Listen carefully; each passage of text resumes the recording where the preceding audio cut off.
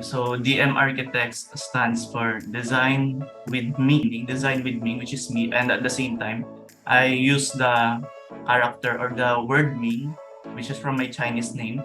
Meaning ng Ming in Chinese, it's pronounced as Ming. One thing I realized na we really need to focus syempre, in doing any type of project is we have a constant understanding of the project, whatever phase it is. So as we all know naman, si client, dun sa kanya manggagaling yun, project brief, basically the info, the context, everything about the project. The contractor naman, on the other hand, siya yun, is the one responsible for building, executing, and then eventually delivering the finished product, which is the building or the design. Why do we try to have a working balance? Kasi that three entities, the architect, client, and contractor, they have a unique dynamic throughout the project na nag-iiba-iba as the project progresses. Hello, builders. Welcome to ProsTalk. So, to those who maybe are just tuning in today, ProsTalk is a social corporate responsibility of building. So, this is a platform for anyone who builds. So, anyone who is interested to know anything about construction, project management, engineering, and architecture, and anything about this business, we have a broad network of partners that can provide you with insights and experiences that can help you in the field. So today, in our first episode, we are joined by architect Immanuel Yi. Hi, architect. Hi, Philip. Good morning. Hi, good morning. Before we start our interview proper, can you briefly introduce yourself? Okay, so I'm architect Immanuel Yi. Most of the time, people call me Architect Ming. So, Architect. nickname ko yung Ming. So it's from my Chinese name. Okay. I'm the principal of DM Architects. Okay, so DM Architects stands for Design with Ming. Okay. So it's kind of may dalawang meaning, Design with Ming, which is me, and at the same time, I use the character or the word Ming, which is from my Chinese name. Meaning ng Ming in Chinese, it's pronounced as Ming. So parang ibig sabihin nun is clarity or understanding. And in my practice and in my exposure to the industry, one thing I realized na we really need to focus syempre, in doing any type of project is we have a constant understanding of the project, whatever phase it is. And through that, parang I want to use it as my parang the core value of how I do my architecture. Kaya parang design with me. So design with understanding. I want to design with clarity at the same time. Design with me, architect me. So I'm the principal, and right now DM Architects has been running for 2 years, and so far so good naman. Okay, yeah, that's very interesting yung backstory, and actually it's a very good practice na, parang constant reminder yung the name itself. Yeah. Okay, so let's proceed with the interview proper. So for my first question, so we're doing projects, so in the making of a project, so there's always an architect, a contractor, and engineers, and of course the client. So our viewers, can you educate us on the roles, responsibility of these persons? All right, sige. So, I'll try to be brief, though siguro I want to run through din siguro ano yung involved persons, which you mentioned, the architect, a client, and then a contractor. So as we all know naman, si client, dun sa kanya manggagaling yun, project brief, basically the info, the context, everything about the project. Sa kanya manggagaling yun, property, yung space, saan yung location, etc. So it can vary a lot, di ba? Anong project type, anong scale, saan yung location. And the basic requirement o yung unang requirement for the project will come from the client. Si contractor naman, on the other hand, siya yun, is the one responsible for building, executing, and then eventually delivering the finished product, which is the building or the design. So sa kanya manggagaling lahat ng labor force, manpower, etc. And is expected to perform accordingly sa design and sa standard. And the question focuses on a key role of the architect in maintaining working balance. So why do we try to have a working balance? Kasi that three entities, the architect, si client, and contractor, they have a unique dynamic throughout the project na nag-iiba-iba as the project progresses. So for this question, nag-focus tayo sa construction. So parang right now siguro I want to answer this question without by introducing or uh, stating the fact na the key roles and responsibilities of an architect pagdating sa construction really varies a lot, and maraming basis siya or factors. Okay, so what I'm gonna talk about here is ano yung mga factors that will determine the key roles of an architect. So I have three factors, okay, three major factors. Number one is the scale of the project. The role and responsibility of an architect pagdating sa construction will vary depending sa scale. Okay, so what do we mean by scale of the project? The size of the project. And it will determine how many professionals will be involved. It will determine who are the people or ilan yung teams that will be involved. So alam na natin, ibang kailangan natin na tao or gaano karaming tao, kunwari simpleng bahay lang. Iba na din kunwari medyo mid-rise commercial building. Iba na rin kunwari high-rise na condo or office. And then syempre iba na rin kunwari institution, infrastructure. And then pwede din naman maliit na space lang sa mall, renovation, di ba? All of those, it sounds different, pero lahat yan involves si architect, and magva-vary yung key roles and responsibility na pagdating sa construction. Also, it's appropriate naman eh. Kung maliit yung project, konti lang involved. Habang palaki ng palaki, parami ng parami, mas maraming designation and nahati din yung task, yung parang accountability of the architect. Pero at the end of it all, syempre meron pa ring involvement to an extent. And mapupunta tayo dun sa second factor ko, okay? Apart from the scale, so scale tayo number one. The second naman is the scope of works of the architect. So this one will vary a lot depending sa paano usapan ni client at saka ni architect, sa nature ng service ni architect. So may mga architects kasi or kumbaga mga practice na they just focus on conceptual design. Okay, so doon lang sila sa first part of the service. Kumbaga they just provide the initial concept or minsan they just provide up till the permit drawing. So ano meaning nun?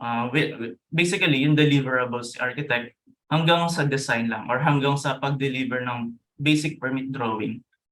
And then from that, pagtapos nun, finish na siya, okay? Out na siya sa picture. And si client na bahala mag-continue i-process yung gusto niyang project by hiring succeeding professional or kung gusto niya ituloy with the original architect na nag-design. Pero this kind of setup, kumbaga nawala na yung role ni architect, nawala na yung responsibility niya pagdating sa construction. And a lot are doing this. May mga kilala ako na kumbaga hindi na nila alam kung natayo ba yung project, hindi din nila makikita kung natapos or hindi. Kasi tapos na yung service nila. So we need to be clear lagi kung anong scope ni architect. Mamaya kasi si client meron expectation pala na, oh, ikaw nag-design or I hired you to be my architect. Bakit hindi ka na nangialam ng construction? So kailangan clear lagi and naka-stipulate sa scope na kasi hanggang dito lang. And I believe din naman relative din naman na sa progress billing ni architect. But aside from that, syempre, hindi ibig sabihin na ano ba yung mga service kumaga ni architect na after design. So after design, ano bang meron? Meron tayong tinatawag na parang post-design services. So there's a lot of parang labels or paano siyang tinatawag ngayon sa industry. Maraming emerging new positions. Pero right now, ang pinaka-common, meron tayong CM, Construction Manager. Meron din tayong PM, Project Manager. Sometimes it's synonymous na eh. Parang yung CM, PM din naman talaga siya. And then meron din tayong QS or Quantity Surveyor. So si QS medyo bagong term siya eh. Parang eventually na-figure out ng tao na or nung organization na maganda meron nagpo-focus sa quantity surveying. Siguro kasi right now there's a lot of suppliers na rin. Kumbaga, dati mas konti yung mga people involved. Ngayon, parami ng parami. Mas maraming technology din na involved sa mga project. So, nagkakaroon talaga ng specific designation kung sino yung nag-handle ng certain managerial na task. Pero basically, CPM, CM, and QS, ano ba yung parang to briefly factor yun, ano yung common nilang service? Kasi etong tatlong position, pwede din naman to gawin ng architect. Kumbaga nung nagsimulang architect. So basically, ang pinaka-task nila para ma-address natin, sige, anong key role nila? They will connect si client kay contractor in a way na na-understand the client, yung mga dapat niyang i-expect, and then nai-inform siya or in-educate siya ni PM, CMQS with their proper technical background. Hindi naman necessarily kailangan matutunan talaga ni architect, pero ay ni client, sorry. Pero kumbaga, hindi siya ignorant with what's happening. And it's the job of the post-design service profession na i-make sure na kumbaga hindi naliligaw yung client as the project progresses. Kasi may mga clients naman tayo talaga na very non-technical, ayaw na ayaw nila yan. And minsan pa nga the setup is bahala na si architect. The architect. Kasi ayaw na talaga mangialam ni client. Gusto lang ni client pagdating sa site or at the certain milestone of the timeline, nakikita na lang niya. Okay lang din naman yan. Parang yun yung role ni architect pagka ginagawa na niyan mga ginang service. So, kailangan din niyang i-read yung client kung ano bang style ni client, and then iti-tailor niya how he will approach the post-design service. So, again, yun nga, CCM, PM, QS, meron pa silang mga mas particular minsan or mas specific na mga tasks. Pero I think it's not important naman to go into those kasi medyo mas mahaba siyang discussion eh.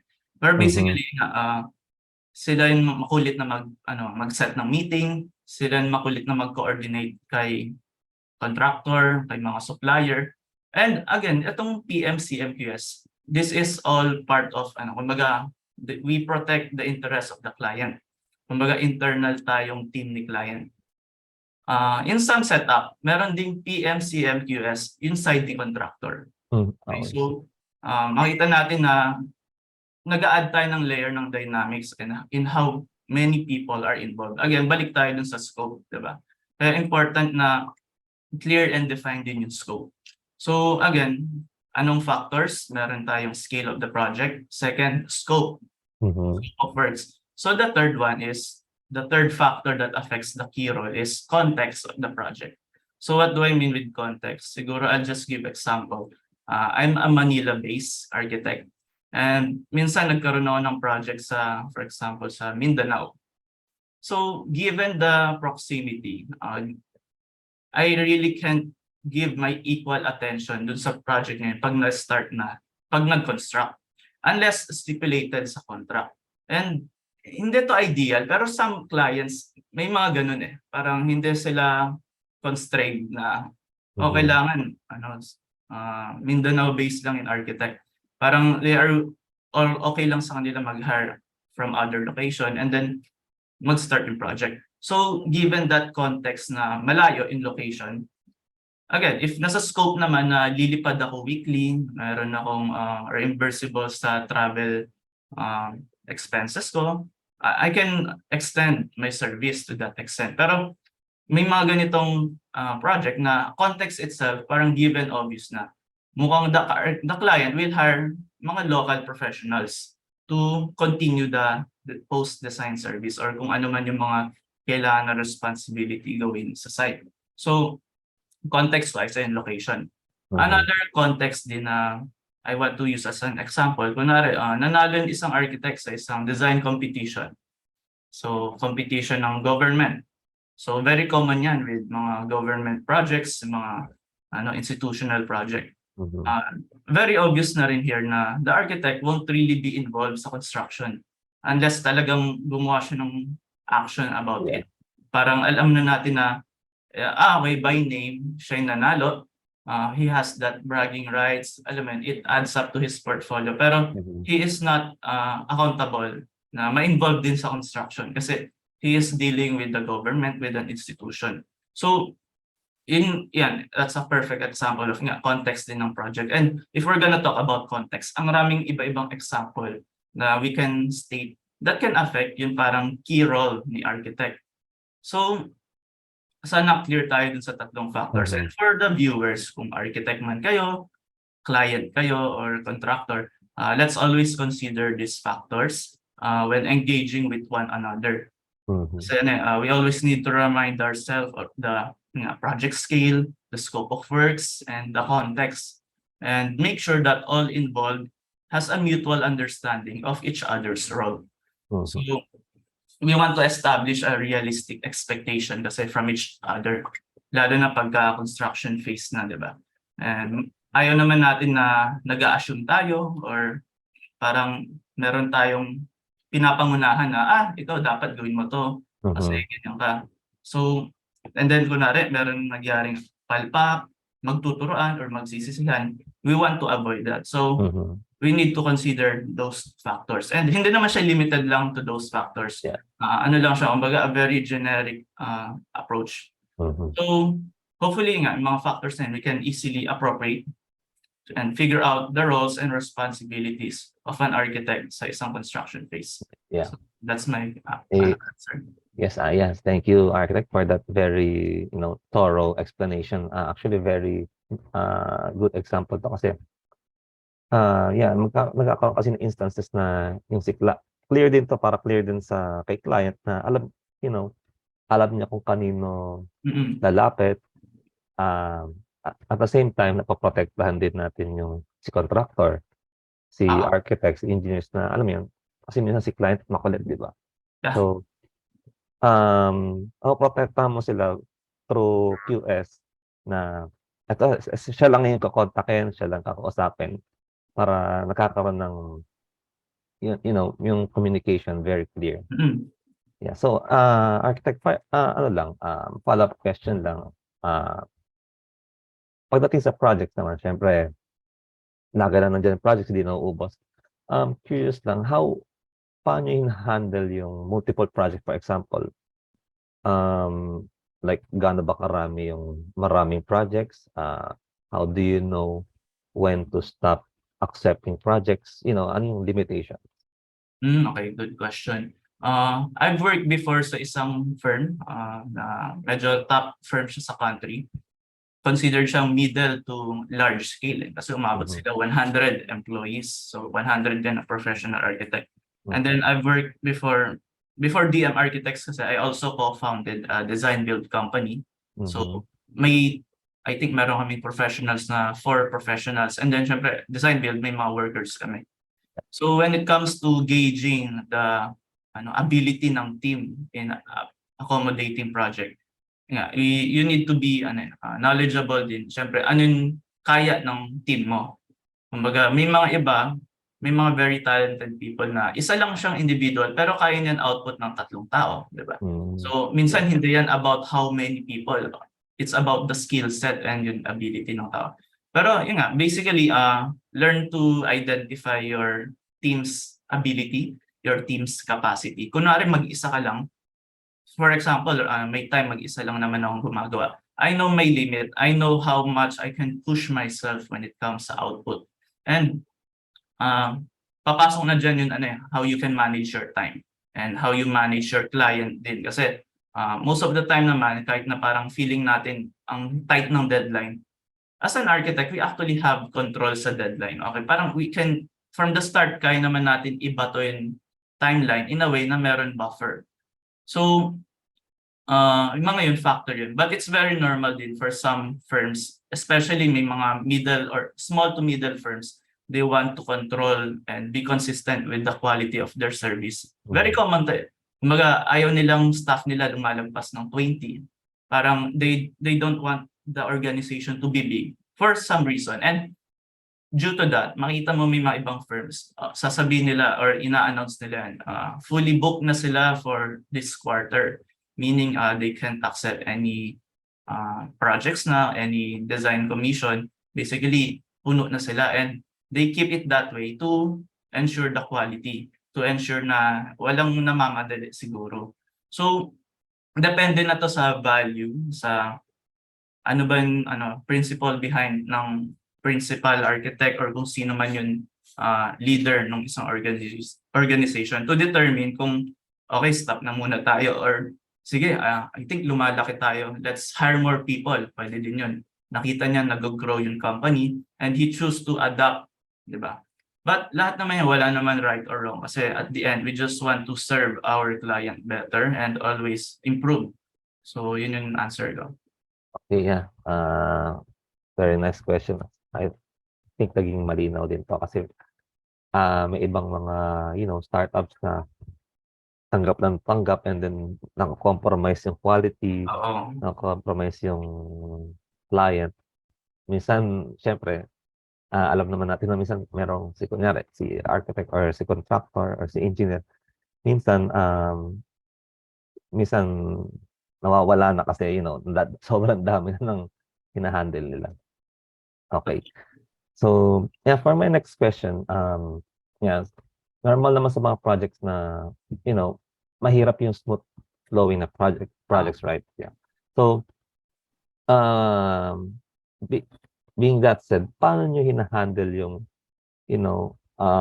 or mini-maintain yung vision and the client's expectation and requirements sa mga projects and yung mga challenges na dumadating pagdating sa project? Okay. So, ano 'to 'no, in relation to dun sa ano 'no, sa effective communication. Ah, Yes. so Actually, nag-jump na ako sa 3 kasi na-discuss ko yung 2 eh. okay, sige. Yeah. Anyway, siguro i-combine ko na lang siguro. Yes. Oh, yeah. So how do we have an effective communication with Mhm. the client contractor to address the balance between the architect's design vision and requirements? An Mhm. important skill in life, as we all know, syempre, constantly we are mastering this, is communication. And as an architect, I can say that this would greatly affect the trajectory kasi ng career ng isang architect. Kung paano siya makipag-usap, okay, how he treats the people around him. Minsan, it's not just about talking, kahit yung actions lang, body language. And regardless if you're a student, you're working at a firm, or you're Mhm. running your own firm, this all applies. And the good thing with this skill set is something to na nade-develop, nale-learn, and pwede natin i-master. And right now, I'm still a student of this craft of communication. But what's different na we need to do pag sa project, hindi lang siya about communication. Communication is not enough. We need to have an effective communication. So, yung keyword dyan is effective. Yeah. Kasi pwede ka naman nagko-communicate pero hindi naman pala effective yung approach mo. So, si client and si contractor, they are all pwede siyang individual person, pwede siyang group. Pero you need to first acknowledge and see the bigger picture na they are unique individuals. So firstly, remember that each unique individual may sarili silang personality, ganyan. To have a smooth flow pagdating sa project phase, we need to know the people we are working with first. Parang getting to know. Kumbaga, sa kunwari sa school, mahirap kung ka-groupmates mo hindi mo kilala, 'di ba? At least maganda friend mo or at least may idea ka man lang sino sila. So, ganun din sa project. So, si client, si contractor, you need to treat them na parang ka-groupmate mo sila sa isang project.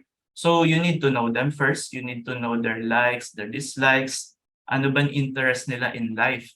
Okay, what drives them in doing things. And may effort kang kailangan ipasok dyan. You need to spend time with them, get to know them. Ayoko nga mag-meeting with client na first time na Zoom lang sa totoo. Gusto ko Mhm. personal.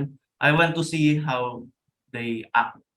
Anong body language nila. Anong, di ba? Yung personality beyond what you see pag nag-usap Mhm. kayo. And this is part of the architect-client relationship and architect-contractor relationship wherein there's really no definite boundary to the extent of how you want to know them. Kasi a lot of times, as an architect, magiging friend mo eventually si client or si contractor, especially if very smooth yung project. And this is really one good thing about this profession kasi you're really building real relationship. Hindi lang siya about parang sales na may nabenta ka, goodbye, okay, close deal, di ba? Hindi siya ganyan. Mhm. as dito sa service field natin, regardless if architect or contractor, di ba? Ano siya, mafe-feel mo yun, ano eh, minsan very close ka na with the client kasi they're sharing with you things na very personal for their project na related sa life nila, okay? Again nga, walang extent. Pwede kang maki-hangout, pwede kayo magka-outing with the client, 'di ba? Pwede kayo nga, depende sa Yeah. ano yung likes and dislikes. Kung yung client mo mahilig pumarty, you need to be adaptable. In a way, kaya mo siyang sabayan. If chill lang, chill lang. Pero you do that in a sense na as you get to know them, they also get to know you. Okay? So, ba't ko 'to sinasabi? Because it builds up eventually how smooth will the whole service go. Kasi once you are comfortable with the client and vice versa, the client, the contractor, they are all comfortable with you. Hindi na hindi na mahirap makipag-usap, hindi na kasi sometimes in a project may mga topics na biglang mahirap pag-usapan yun. Medyo confrontational na mga moments and gusto natin ma-avoid yung awkward or yung pagiging stiff ng ganyang situation by breaking the ice by again getting to know them. Kasi if eventually sa start pa lang parang mas nakilala mo sila, you can avoid a lot of difficulties, okay? You can avoid a lot of unnecessary confrontation. And ang goal din natin is eventually the professionals involved, they have a educated assumption of how the other people or how the people involved thinks. As an architect, ang gusto ko is parang in a sense kaya kong isipin paano mag-isip si client. So in some detail or in some items sa design, I can think and decide in behalf of them. Kumbaga, okay, sa site nagyari to. Alam ko na ito yung gusto ni client or may may konti akong idea na papunta dito yung gusto niyang maging decision. Though ay hindi ko naman papangunahan, pero alam mo yun, you have this foresight and it makes things easier. So this applies actually regardless if your client is an individual. Kasi minsan client mo isang tao lang naman. Kunwari, private residence or meron lang siyang small business, di ba? May gusto lang siyang ipa-renovate. So this applies to that. So individual, pwede ding mag-asawa. So very challenging actually pag mag-asawa na individual client, di ba? May mga dynamics ka talagang marirealize na, oops, akala mo si Mr. yung boss. Pero hindi pala, Yeah. yung wife pala yun, at the back, nag-feed. So ang ginagawa pag ganun, lagi akong may options in a way na gusto kong mawala yung mga what if nila. Kasi it drags the project, longer. Parang instead na mabilis, ang rami nilang na laging pinag-uusapan. And may mga times, actually may mga encounter, nasa site, nagtalo yung mag-asawa, and then very awkward, no? Pero that's part of it, diba? So, it's very fun din kasi mas na-develop syempre communication skills. So, yan, pag individual, diba? Meron din syempre client mo, baka group of people. So, pwedeng company, may board of directors. Yun approach lagi per project meeting. Kala mo board meeting kasi ayan, may CEO, may president, may chairman, ganyan. So, pag ganyan, at least in your own way, get to know the background of the people involved. Hindi mo na kailangan sobrang kaibiganin lahat. Pero you need to get their own dynamics internally para lang may idea ka who really makes the call, sino sa kanilang mas technical din yung knowledge sa project, diba? So, medyo mas challenging yun. And I've encountered a lot of clients na rin na ganun. And very fulfilling din pagka nakukuha mo talaga yung kilig sa mga ganyang group. Diba? Kasi sometimes it's very intimidating kasi may chairman na, may president pa, and then eventually bigla may dumating na, siya pala yung new president, ganyan. Yun malaking organization.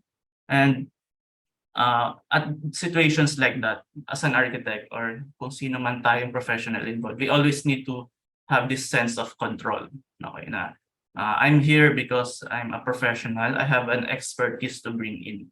So, may iibahin mo yung dynamics mo eh. Hindi siya same lang na isa lang yung client mo. Pag isa lang yung client mo, isang individual, parang may friend ka lang, may ka-hangout ka lang, kakwentuhan. Pag ganun, medyo mas formal. So, group of people can also mean a community. Okay? So, nagkaroon din ako project na parang, aside sa client, na-meet ko yung beneficiary ng project, which is a residential complex kasi. So, na-meet ko talaga yung individual family that will live dun sa ginagawa kong design or residential complex. So, I spend time with them din, inaral ko yung lifestyle nila, ano ba yung Kasi sa province yun na project. And eventually nga, it allowed me to design the project in a more empathetic way, knowing na I've met and have engagement with the people who will live sa project. So lastly din, your client, aside from being an individual or a group, your client can also be a brand. Okay? Isang brand, isang renowned na brand. So I've had this kind of projects din before sa previous ko na group. So we handle a lot of shoe wear, okay? So shoe apparel. So I've handled brands that are baka nga suot nyo ngayon. So at syempre pag ganun, it's a bigger engagement kasi you're dealing with global brands. So at that time, aside from getting to know the person responsible sa company na yun or dun sa brand na yun, I need to study the brand culture. I need to immerse myself with the values, with the principles. So eto medyo ano na, hindi na kasi person yung pinag-uusapan. Pero kumbaga, again, nakita mo dito how important research is. So it's not just about spending time with the person. Apart from spending time with the person, pag hindi mo nakaharap yung tao or yung client mo, you also need to do your own background research. In a way, this makes, if done right, the architect in whatever manner he needs can figure out the unique and effective way to communicate. Kasi kunwari lahat yan nagyari na, di ba? And nagawa siya ng maayos. Sure ako yung communication mo is not a very simple way lang of communicating it. Meron anong sense of, kumbaga, you have this tailored communication. And what's rewarding with this, na kunwari everything run well, maganda din kasi pagka nakuha mo yun sipa nila. Regardless if something bad happens, mas madali ka mag-bounce, mas comfortable ka to apologize, mas comfortable ka to confront yung mga situation na hindi okay. And at the end, maganda dyan kasi it will be rewarding kasi magiging sila sure ka na in a way, manganganak din yung project kasi you have good rapport. So this is one way of building good rapport din eh. Regardless if, kasi may mga iba, kunwari nagkaroon lang ng bad conversation with the client, feeling nila tapos na eh. Parang sira na yung client relation ko. Hindi naman ganun yun. In a client relation, parang any relationship lang din yan with your friend, with your relatives, with your whatever. Minsan may up, minsan may down. What we need to always keep in mind is how do we bounce back? How do we put ourselves back on track? Kasi it matters din for the client. Makita nila paano mo ibabalik or i-restore yung previous trust. Though not all the time, syempre may mga client na may kanya-kanya silang ugali, diba? Pero this is what we want, yung ideal. And that addresses paano natin ma-ensure yung effective communication. And then sa vision naman, i-answer ko na rin yung third question. Yeah. So in my 5 years of doing the practice kasi, I learned talaga na yung difficulties and challenge in a project, inevitable yan. So, pero hindi siya impossible to avoid. And it's a matter of mindset kasi and perception. So, how do we strike the balance between the architect's design vision and client's requirement? Tsaka ano challenges, di ba? Kasi alam naman natin the architect's vision, paano siya nagkaka-vision? It will always derive from the requirement. Okay? The vision of the architect, walang vision kung walang requirement. Okay? And though again, this is not absolute, but it's a very relative equation. Kumbaga. Kasi may mga ibang architect, may vision na sila, wala pang requirement, di ba? So, kanya-kanya din naman yan. And this speaking in general. So, the clearer the requirement, the easier the architect can come up with the best vision and eventually the best design solution. Okay. So, ano nga ba yung challenges na when it comes to banggaan ng vision tsaka requirement? Actually, nothing very special naman. It's all very basic. Ito, paulit-ulit lang naman to with each project, diba? So, I have 3 challenges na parang napansin ko. Ito yung prevailing challenges lagi when it comes to balancing the requirement and the vision. Number 1 is pag nagbabago yung utak ni client or nagkakaroon ng bagong requirement, minsan hindi naman dahil kay client, talaga nagkataon, the situation calls for a new requirement or adjustment. So, while kunwari, earlier I mentioned, diba, you need to get to know the client more. Part na rin to nun. Kasi when you talk with the client, syempre may agenda ka rin na you're doing rapport to make the project easier for all of the people involved. So, paano natin ma-avoid yung challenge na changing of mind? We need to be prepared din. Minsan nagyari siya. So from the start pa lang, we need to have this constant questioning sa kanila na, sige, client, ano ba yung reason for the requirement? Okay, ganun pala. Kailangan natin makuha yung narrative why the project started like that, why they need those requirements. And then, how sure are they na yun talagang requirement? Kasi we all know naman, hindi ibig sabihin na the project started with these spaces. Mag-end yung project na yun pa rin yung spaces. Lagi may dagdag, lagi may bawas, and along the way, it's part of the design process din na nagkakaroon tayo ng mga changes. So, at least in a way, kung may idea tayo sa story or narrative behind, so we can figure out how the requirement might develop along the project's duration as it progress. So may na tayo kasi something na mas nabubulabog tayo sa mga bagay na hindi natin ina-expect, diba? So kung kaya na natin ihanda sarili natin yun. Sometimes it won't really seem like a challenge na ngayon. Kasi alam mo na okay, nagyari na to, sabi na May parang ganyan tayong reaction. So number 1 nga, change of mind or nagbabago ng requirement. Isa sa mga, I think number 1 challenge siya. Second naman, very common nito is budget. Okay? Sometimes the budget, the project started na may etong amount. So when we say budget, dalawa lang naman yan. Either it goes up or it goes down, diba? So which madalas nag-go down. Pero minsan nag-goes up din. So kunwari, suddenly may emergency si client, may another priority that came up, and hindi limited lang yung fund nila. So it can be a very personal reason. And we need to respect and acknowledge na things like that happen. We need to just deal with it and then move forward. Parang work around it na lang. And so parang it's actually not a form of challenge kasi something siya na reality of life. Okay. So yun yung there's a lot of reason para mag-go down yung budget. So pwede din naman mag-go up yung budget natin. Parang sabi ni client, architect, may na-approve akong personal loan from a relative. So maganda yan, personal loan relative. Kumbaga, hindi mo na alam anong usapan nila, yung interest niyan, hindi mo na din sure. Pero basically, masaya si client kasi, dagdagan natin ng isang floor or dagdagan natin yung rooms or gandahan natin yung finish. So it can also affect yung yung design, yung project. So ito din, something to na we can anticipate pag kinikilala na natin si client. Or pwede natin malak yan. Parang, client, ano bang story ng life mo ngayon? Where are you in your life? At least we can have an idea, yung budget for the project, saan nanggagaling, and yung mga potential na magyari. So again, this challenge can easily be addressed by getting to know the client more. Though minsan nga, pwede din naman context, kunwari nung pandemic, ayun, very understandable and a lot was very, you rarely can say na anyone was prepared for it, diba? Pero need to go with it kasi, okay, sure na yan, walang bad, na-ibang trajectory ng marketing nila, na-ibang trajectory ng sales, everything goes down and we need to be human first before being professionals at that time, diba? So, compassion na lang, empathy. So, si budget, ang malaki siyang impact kasi it really determines paano yung flow din ng project. So, change of mind, diba? And then secondly, parang budget. Anong third? Etong third, very pivotal to for me. Parang pet peeve ko nga to in a project. So, it's when there are people na biglang na-involved in between the project. Kumaga nagsimula ng project, alam mo na sino ang mga kausap mo, tapos biglang may pumasok na new person or new entity.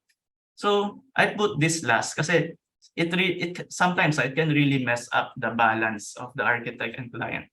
Kasi earlier, diba, I mentioned gusto natin makilala yung client, alam mo yun, ma-break yung ice. And then sabay-sabay na kayong nagkakakilala mutually. Tapos biglang may isang humabol. May isang biglang pumasok, diba?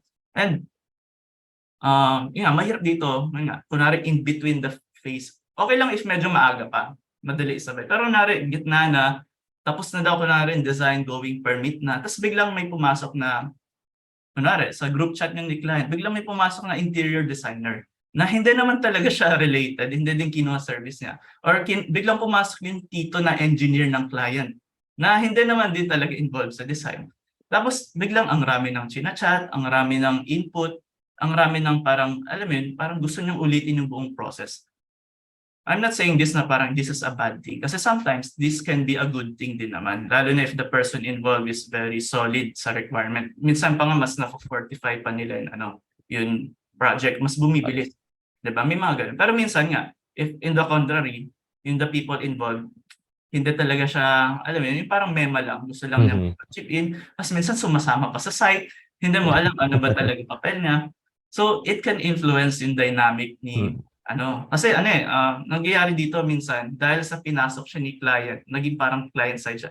Baka mas nakikinig na pala si client doon kaysa sa atin, si architect or si contractor.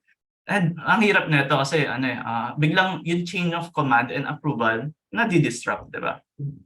So, siya, again, sa simula pa lang, we can try to manage this na, client, meron ba tayong ibang i-involve na professional?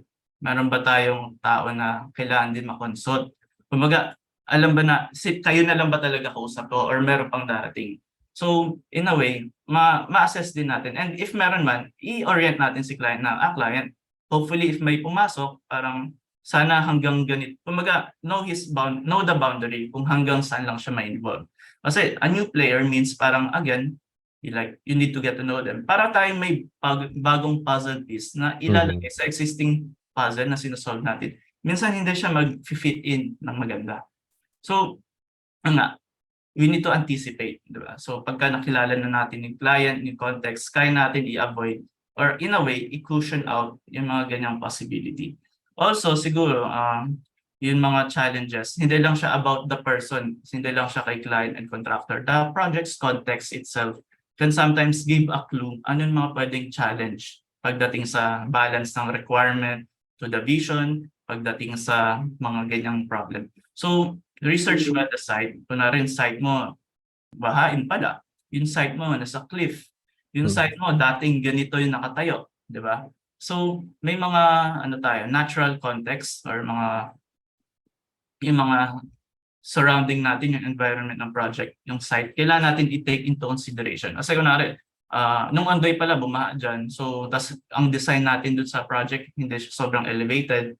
Tapos, binaha yung client, sisisihin yan, designer or yung architect, diba? Or hindi pala naabang nung contractor na may ganitong scenario sa paligid, parang na-compromise yung security and safety. And also, we need to be aware din of the parang utility elements ng site. Saan nanggagaling talaga yung tubig, yung kuryente, di ba? Baka may katabi palang creek, hindi alam ng structural, yung designer ng structural. Pero kita naman ng contractor sa site. Kailangan niyang i-report or i-piece together yung mga ganyang context. Why? Siyempre, to avoid nga yung mga future problems. Kasi ang problem naman, hindi naman siya ina-address pag nandun na, di ba? Gusto natin may solution na tayo agad before it even happens. So, ang gusto natin, eventually, the architect's vision itself, may konting layer siya ng being challenge-proof or ready na siya to be challenged. Hindi siya tipong, okay, ito yung vision mo, tapos may maliit lang na detail na pumasok, sira yung vision. Hindi enough yung research. Kailangan yung vision, it can stand those challenges para eventually matranslate yung requirement into an architectural solution. So maybe at the end of the day, it's just a matter of perception, diba? How the architect's mindset is prepared for a project will affect how he reacts, address, and provide solution for the client and project. And the idea is eventually, nothing will seem like a challenge kasi handa ka na. So, kaya madalas an architect, they should have always a very well-composed and stable na demeanor. So, actually, kahit sino naman na involved sa design and build industry or sa construction industry, kailangan meron tayong hindi naman stoic, pero very lagi tayong level-headed. Kasi as much as we want, pag kami nagyaring mga unfortunate things, we want to have a very reactive response rather than just reaction na, uy hala, minsan sa group chat, may nag-report ng something na masama. Tapos ang reply nung isa, uy hala, wala na. Hindi na siya. So gusto natin reactive and we always have to make sure that we have control sa project or we need to take control regardless if parang mahirap siya. Kasi the way you react, the way you show the client and contractor your reaction will also affect them. So kung kalmado mo lang in-address yan, alam nila na, okay, nothing to worry. Parang okay naman si architect dyan or okay naman si contractor dyan. Mukhang everything's under control. And it will affect yung buong flow ng project. So yun yun for questions 2 and 3. All right. Thank you so much, architect, for that very informative answer. And then, yeah, I totally agree. Actually, ang pinaka main point is to have a effective communication kasi very important yan talaga. So, when you have communication, more information gets to you, and then, it affects how you design the project and how you handle it. Okay, for my next question. So, I'm sure you've experienced and encountered difficulties when it comes to collaborating with contractor. So, what are some common misunderstanding that can arise between architect, contractor, and client, and how can they be addressed to maintain healthy collaboration? So obviously, yes, may ganyan ako ma-encounter. So maybe I'm just gonna share a story or an experience. So I have a project before na the client, mabilisan tong project na to. It really started very fast. Parang almost nagsabay yung design tsaka yung actual construction. So I'm not gonna state any information na rin and context for to hide the identity. So the client here, mahilig siya he really likes visiting the site without informing the architect and the contractor. Siya yung parang gusto niyang magpulis-pulis, biglang dala sa site. Walang may alam. So there was this time na medyo midway na to ng project, we're doing the cabinetry and the woodworks. So again, bigla siyang dumating, nag-drop by siya, and parang gumagawa siya ng sarili niyang inspection. Kahit hindi naman talaga niya alam yun. Alam mo yun, he feels na alam niya, nakikita niya, pero hindi talaga kasi andun siya without context, diba? So this can be a bad thing. A lot of times, this can be a bad thing for the contractor, for the architect. Kasi nakikita niyan mga ibang nagyayari sa site without any explanation or hindi man lang siya nara-run through. Kasi what we want lagi pag si client na sa site, nasasamahan natin. Or at least man lang si foreman kasama niya.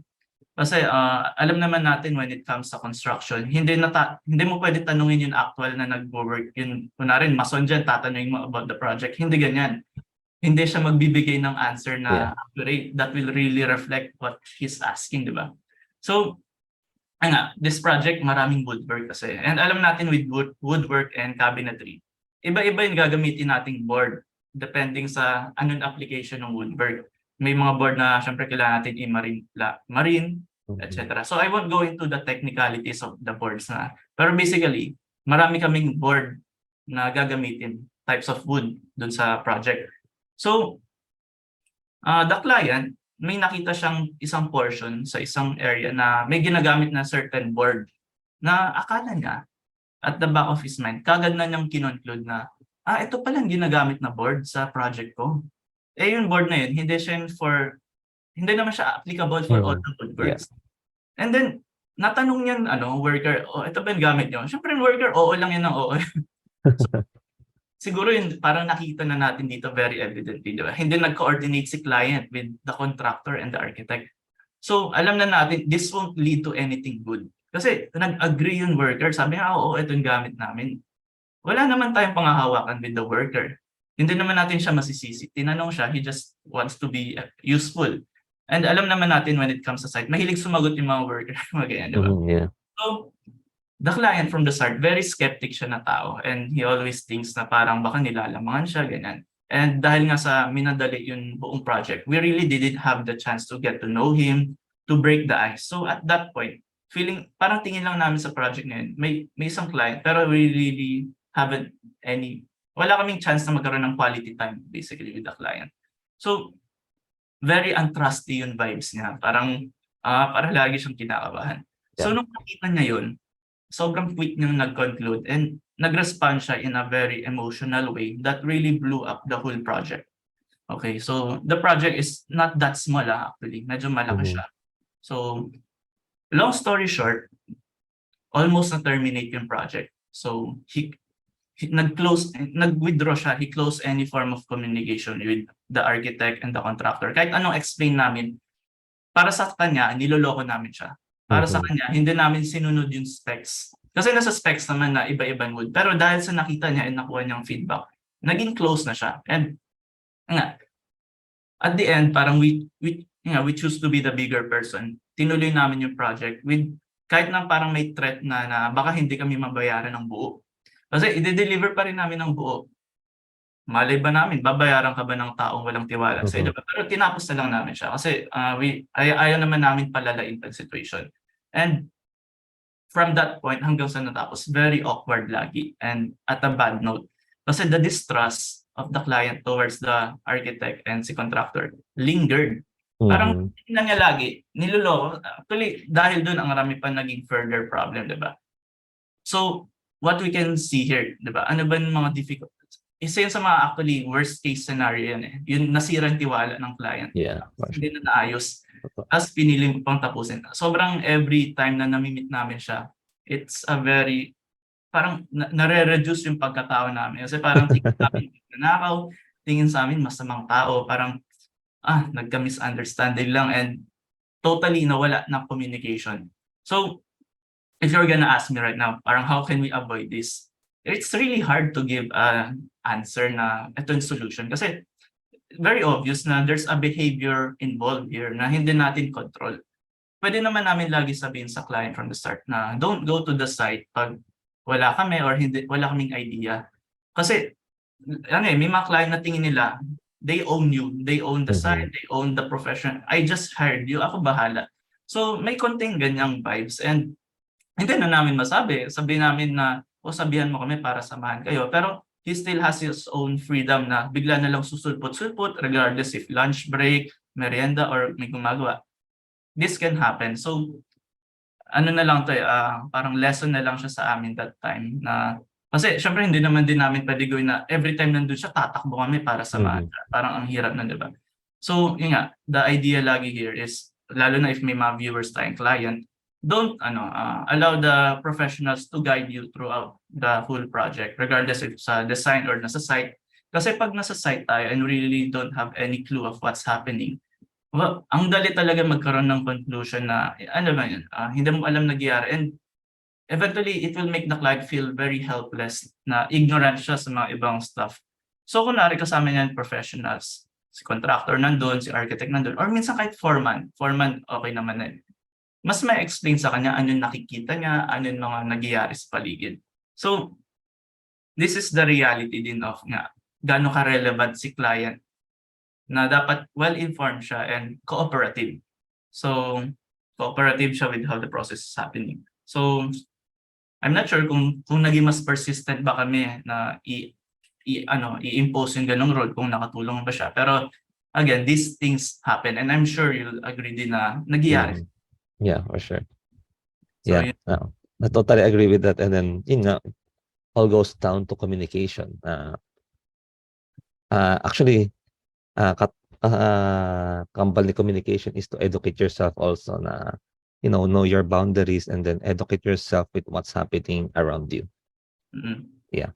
So, for my next question, so, balik tayo sa budget. So, how do you handle how does the budget and financial aspect of a project influence the working balance between the architect, contractor, and client? Okay.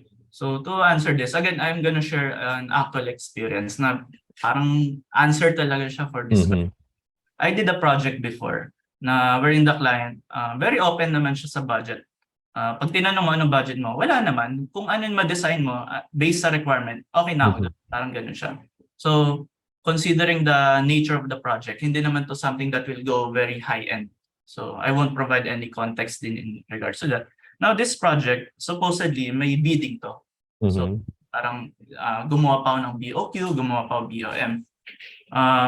Pero medyo nasayang kasi before the actual bidding starts, suddenly, biglang meron ng random contractor na, boom, involved na siya. Boom, biglang sa kanya na pala awarded yung project.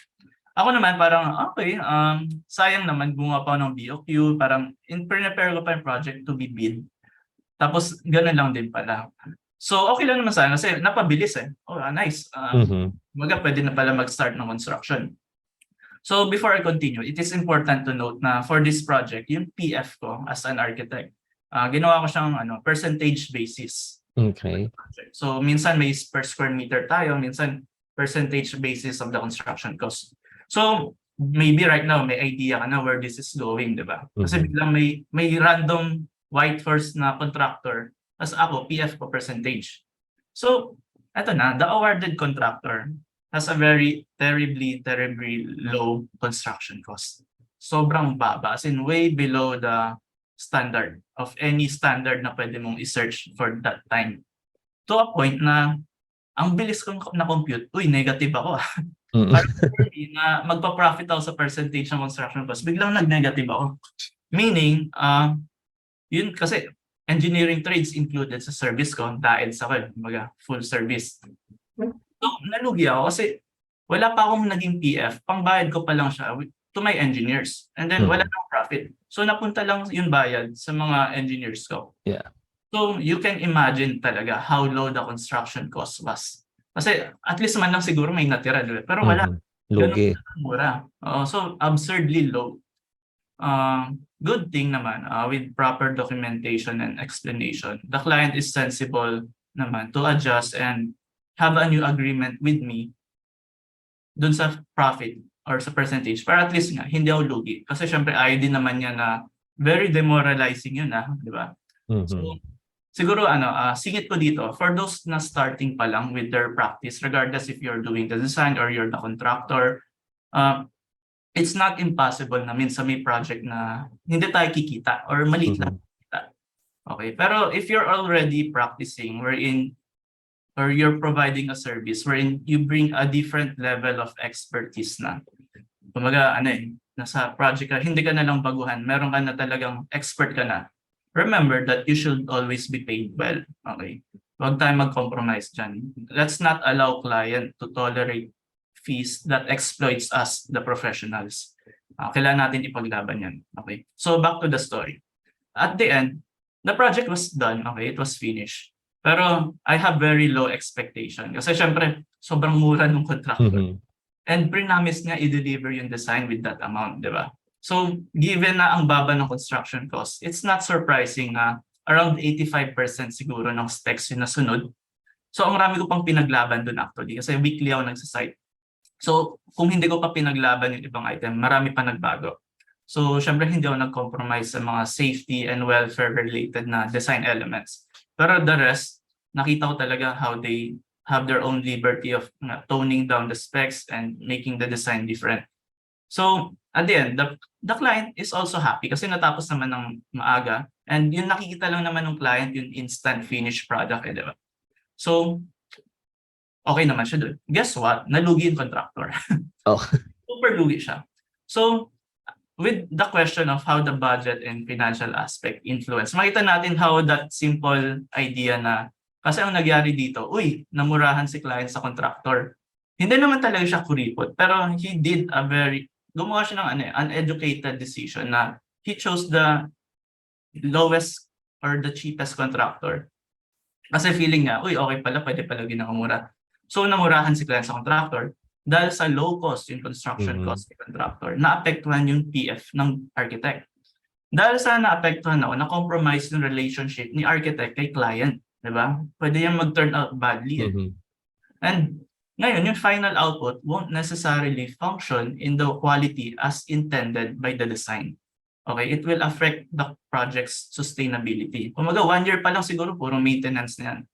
So, meron ba talagang nanalo dito? Diba? Parang tapos sa huli nalugi pa si contractor.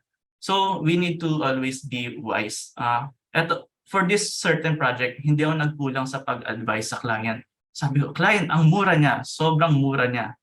Parang hindi yan yung amount na makikita kong matatayo ng project. Like hindi pa ako nakapag-construct ng ganung scale, pero alam ko talaga na saan niya kukunin yan. And true enough, nalugi siya. Yeah. So there's a lot of lesson here, di ba? Kayo na mag-dissect mga viewers, paano nyo makikita ang lesson. It's up to you to figure out ano ba yung lesson behind. Pero may lesson here, both for the client, for me, for the architect, and for the contractor, di ba? So, ano na lang talaga to, we need to always make sure na Right now, can I say na may iwasan ko na to? Siguro yes.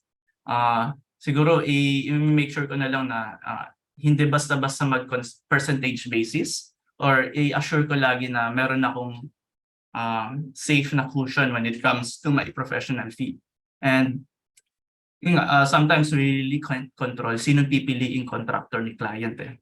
So, did I had a good relationship with kay contractor and client? As much as I want, we need to be professional pa rin. Kasi they're all doing this naman for to finish the project.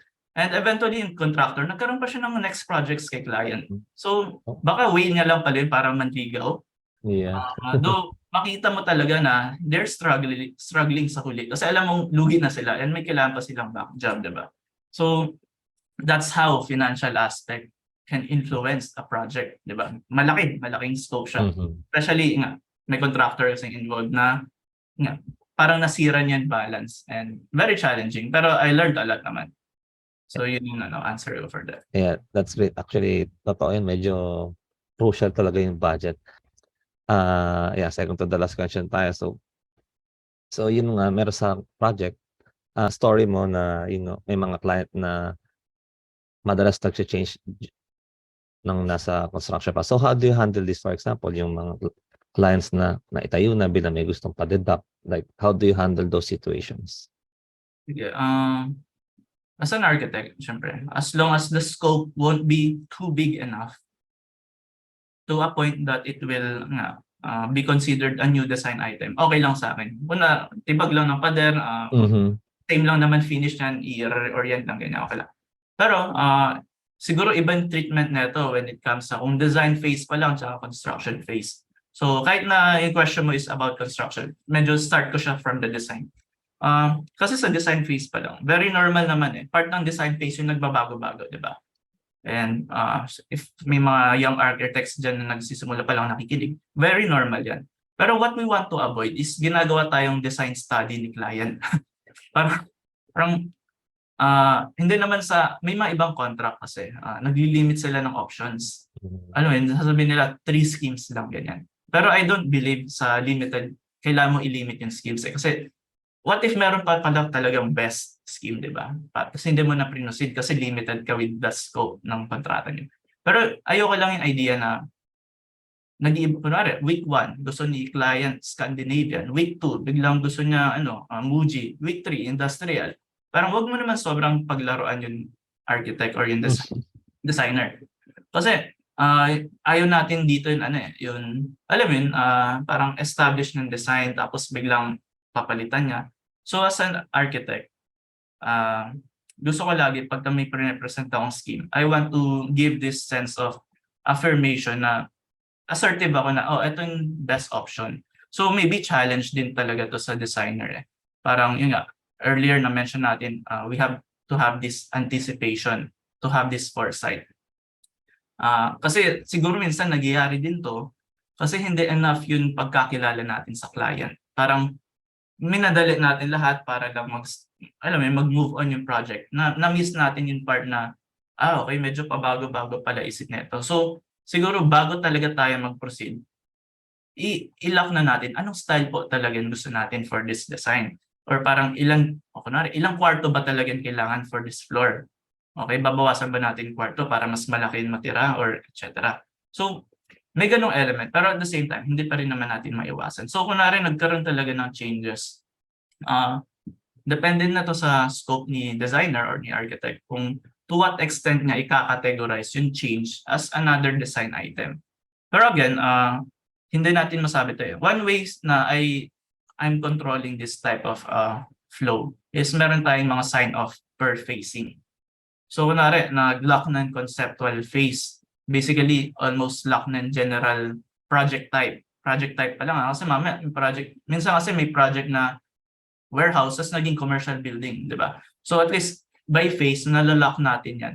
Eventually, kahit sa interior intent, sa exterior, meron na akong pinakita na approve. Pag na-approve yan, i-confirm ko, client, okay na tayo dyan na, sign off na tayo. Meaning, touch move. Parang touch move. Yan ang atrasan. Kasi yan yung magiging basis natin to further develop the design and eventually prepare the permit drawing. syempre pag nagsa-start ng permit drawing, hindi na tayo mag-expect ng additional floor, hindi na tayo mag-expect na yung buong plano mag-flip. Actually, that happened to one of my project. Nag-flip yung floor plan dahil sa feng shui. Okay. Yeah.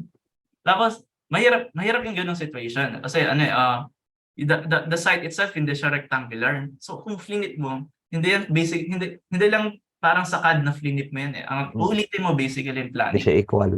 Oo. So, mahirap. Another topic din yan, yung mga feng shui involvement and other mga ano, di ba? Pero nga, that's one element na parang ang hirap pala pag nag-ano. Pero again nga, if meron tayong sign off, pwede natin balikan. Nag-sign off na tayo. If gagawin natin yan, it would entail additional. Pero, yun nga, discretion to ni architect. Kasi sometimes we really want to cater the client, di ba? So, again, kailangan lagi tayo may buffer in a way na hindi natin ma-feel na parang ina-abuse tayo. So, if feeling mo pala, ang mura pala ng fee ko, tapos ginaganito ako, maybe for the next project, adjust mo na fee mo para hindi mo man na-feel na parang ang lungkot kasi ine-effort mo na sa sayang. Kasi nga, one thing that we want to avoid is parang nafe-feel natin na hindi tayo appreciated in that value. Kasi kahit paano naman natin sabihin, the way that we will feel appreciated if we are paid well. Okay. So, isa yun sa mga big factor siya kahit ayaw natin i-amin. Kasi it will affect really how we approach and how we treat that project. Kahit nasabihin natin favorite project mo siya with full of passion, pero lugi yan. At the end, hindi mo siya matatrato ng masaya, di ba? Parang ang bitter isipin, pero that's reality. Minsan gusto mo pa yung pangit na project kasi ang taas ng profit or mafe-feel mo talaga na-appreciate ng client yung service, di ba? Kahit hindi naman aesthetic or alam mo yun, pwedeng i-bidded project. So pag construction phase na, it really affects more kay contractor. Kasi as long as nag-settle naman si architect and client na, sige, i-change yan. On board na si contractor with how he needs to adjust. And kumbaga i-review yung fee, may bagong drawing na tayo. Mamaya yung buong facade, from simple lang na hollow block naging curtain wall. Diba? Mga ganyan, big items yan. It can really change the whole construction cost. So, it really depends din sa scale. And all of this, makita mo yung dynamic, mas madali to if comfortable yung mga people involved with each other. Kaya parang bumabalik tayo with the effective communication, di ba? If nagyari to in between professionals na, alam mo yun, awkward sa isa't isa, very awkward to. Parang, parang hindi mo, sasabihin mo lang yung news, hindi mo kaya sabihin. Diba? Nagkaroon bigla ng barrier na very basic sana, pero biglang hindi na siya ma-address. Parang everything became an elephant in the room. Parang ang hirap gumalaw. So, siguro nga, those na matagal na sa industry, alam talaga natin how much we need to maging chummy-chummy and ma-break talaga ng ice para when things like this happen, hindi siya awkward and as much as we can, kung ano mga kaya natin i-control, i-manage. Let's have full control of it. Kasi mga ganito, hindi to something na control natin. Pero the way we can react and give solution to it, yun yung kaya natin i-control. So, yun. Hopefully lang, yung mga ganyan, yung nagiging concern din siya kung naapektuhan yung timeline. So, siguro yun na lang yun parang take away dito. Hopefully, hindi siya mga nira-rush na project na 1 week na lang tapos na, tapos biglang may papabago. Tapos sa huli, bad note pa siguro sa contractor. Diba? Kawawa naman si contractor. So, sa mga clients, hopefully we can be more, huwag tayo fickle-minded, decisive tayo. And kung narinig na pag-decide na tayo, let's stick to it. And if may nagkaroon ng changes dahil doon, especially timeline, let's be open and accept it. Kasi wala naman may gustong ma-delay. Wala naman may gusto nun, di ba? And yun yung I think answer ko for that. Yeah, thank you so much, Architect. Before we end this, so what are your advice for the, your colleagues, co-architects, new architects and students who's, wants to be an architect? Okay, sige. So actually, I prepared parang mga mabilisang pointers naman. Yeah. This is for the, kumbaga sa mga student, sa mga upcoming architect. Kasi personally ako, I always try to, I have a circle of younger architect na I always mentor. Kumbaga. Lagi ako may constant na mga I stay connected kumbaga to the younger generation. So I have a constant circle of people that I mentor. So siguro I have 3 pointers for the students or upcoming architects. Don't stop learning. Okay. Always try to learn. So why do we need to constantly learn? Because we need that to keep us grounded. Okay. Architecture or this industry, marami talagang pwedeng matutunan. And there will never be a point na sasabihin mong alam mo na lahat eh. Laging may bagong learning. So we are in an information overload generation. There's no reason right now to be ignorant in the basics. Kasi we can always search it, we can always access the internet. And right now, there's a lot of professionals that provide access to information through their contents, di ba? Mga industry leaders na sila na mismo nagpro-provide ng mga sources of tips, of advice. And all of those are just at the tip of our hand sa cellphone natin, di ba? Sa laptop, etc. So, invest your time on those content. Kung magpo-phone ka man lang, at least sa mga bagay na may matututunan ka.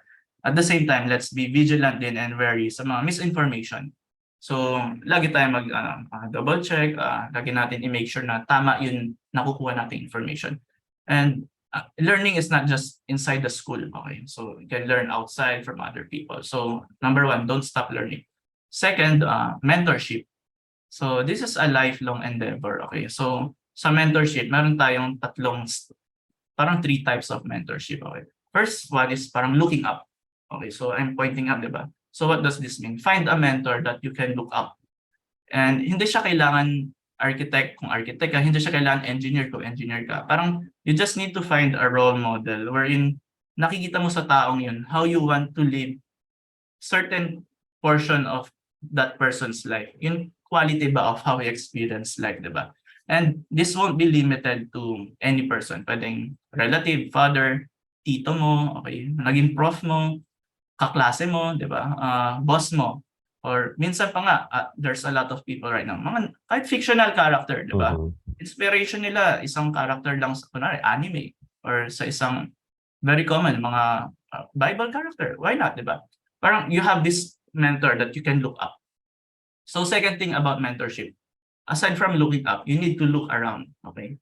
What do I mean? You will be surprised how the people around you, your classmates, colleagues, barkada mo, they can influence you, okay? And you need to treat them na parang mentor din sila indirectly. Kasi some of them will have good traits na may mga examples sila that will really help you.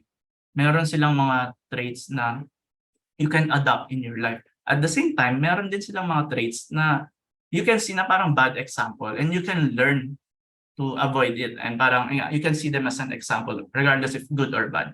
So, in mentorship, meron tayong looking up and looking around. Lastly, being looked up. Okay, so I'm pointing to myself. Remember that we're in a lifelong endeavor of constant learning. So, it's very likely na at some point in our life, whether kahit student ka pa lang, it's not limited to where you are in life. Kahit student ka pa lang or professional ka na, you'll be put in position wherein you can influence other people. Okay, pwedeng younger brother mo, okay, lower batch mo, or any aspiring individual, whether directly or not. So, okay, so always lead by example. So, in a way, people look up to you. You need to allow yourself to be a channel of inspiration, okay, to be a channel of learning.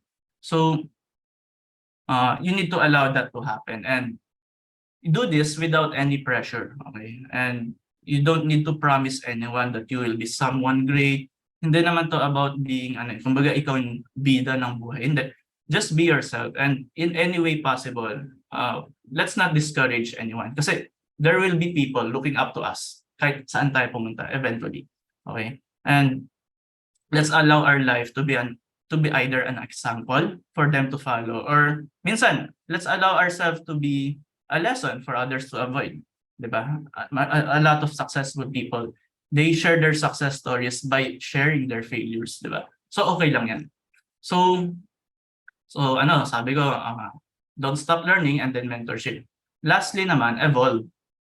Always redefine yourself. Remember that you're not just an architect, you're not just an engineer, you're not just any professional. you are still the person that have the freedom of how you want your life to be.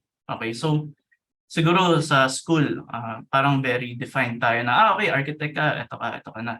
Okay. Being an architect doesn't finalize the description of who you are. Okay, always remember that. How you incorporate your interests, your personal elements, okay, yung hobbies mo, quirks mo, life aspiration, all those personal elements of your individuality, kung paano mo siya ma-relate and eventually ma-integrate to how you do your practice, it will really create the unique you, okay, that can make you stand out pagka nagpa-practice ka na.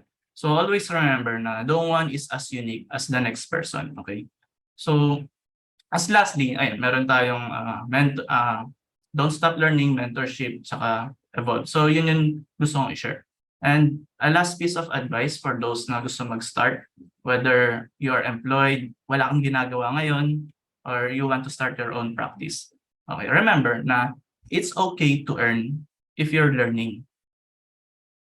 It's okay to not earn pala, sorry. It's okay to not earn if you are learning. Sa mga nagsa-start, okay lang na hindi ka kumikita basta natututo ka. And it's also not bad to earn. Okay lang kumita kahit na hindi ka natututo. Okay. Okay lang yan. I-balance mo lang. But make sure you're making meaningful connections. Okay. So, pero kunwari, if you're not earning, you're not learning, and you're not making meaningful connection, get out. Okay. Get out. Kung employed ka man, alis ka na dyan. Wala kang kinikita, wala kang natutunan, walang silbing nakikilala mong tao doon, alis ka na. This applies to kahit you're doing your practice, kung ganun yung project mo, get out. Okay? It's not worth your time. Kasi sayang lang. So, yun yung advice ko or gusto kong sabihin sa mga new architects. And to my fellow architects, mga architect friends ko na probably nanonood, colleagues, mentors that knows me, thank you for molding me to who I am now as a person and architect. Let's continue to push ourselves and make a difference in our practice, or whether small or big projects. Kasi nga, we all just want to build an environment, the build environment to be a better place for our future generation, okay? And I pray that all of you, like si Sir Philip, to continuously thrive in whatever endeavor you're doing, especially by building. So let's also constantly remind ourselves of the oath na we took. Siyempre, regardless if architect or engineer, we took an oath, di ba? That we are that for us to continuously serve the people, our country, and God through our service. So thank you, and to God be the glory. Right. Very well said, architect. And yeah, I think that concludes our interview. And then, yeah, I want to thank you once again for sharing your vision, your thoughts and insights, not just your profession, but in life. So, yeah, before we end this, do you have something to promote, how to reach you, and do you want to share us your social media accounts and what to watch out for? Okay, so my social media account naman, my personal Facebook is Immanuel Yi. Immanuel ko is with a letter I from the start, and then surname ko is YI. So you can easily search it up naman. For my practice, it's DM Architects. So if you just search DM Architects sa Facebook, basically, isa naman, may mga ibang DM Architects, pero yung logo lang ng DM Architects.